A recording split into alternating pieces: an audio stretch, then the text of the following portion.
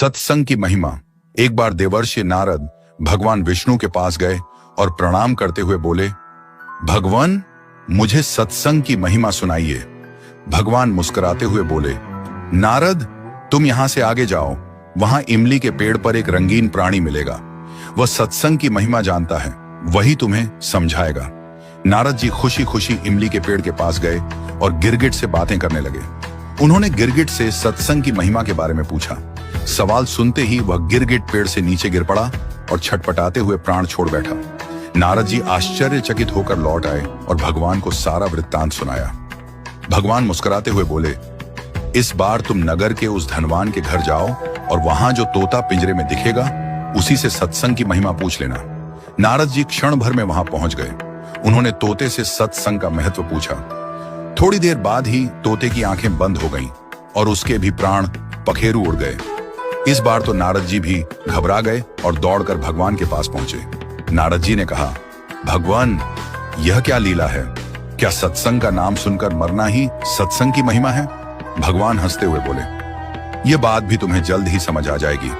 इस बार तुम नगर के राजा के महल में जाओ और उसके नवजात पुत्र से अपना प्रश्न पूछो।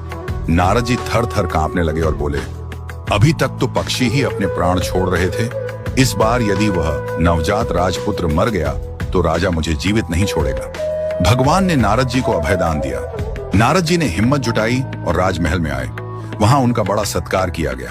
अब तक राजा को कोई संतान नहीं थी, अतः पुत्र के जन्म पर बड़े आनंदोल्लास से उत्सव मनाया जा रहा था। नारद जी ने डरते डरते राजा से पुत्र के बारे में पूछा।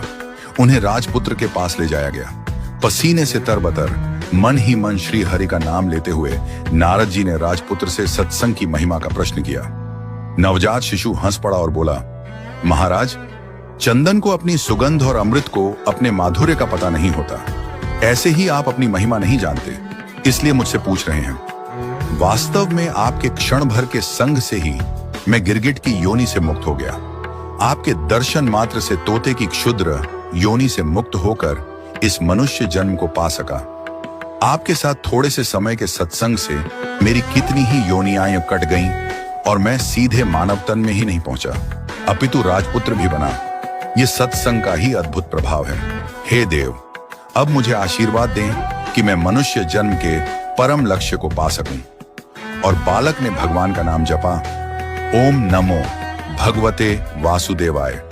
भगवान विष्णु दूर वैकुंठ में मुस्कुरा रहे थे। उनकी मुस्कान में यह संदेश छिपा था, जितना समय तुम भगवान और भक्तों की संगति में बिताओगे उतना ही जल्दी तुम्हारे भीतर का अंधकार मिटेगा। सत्य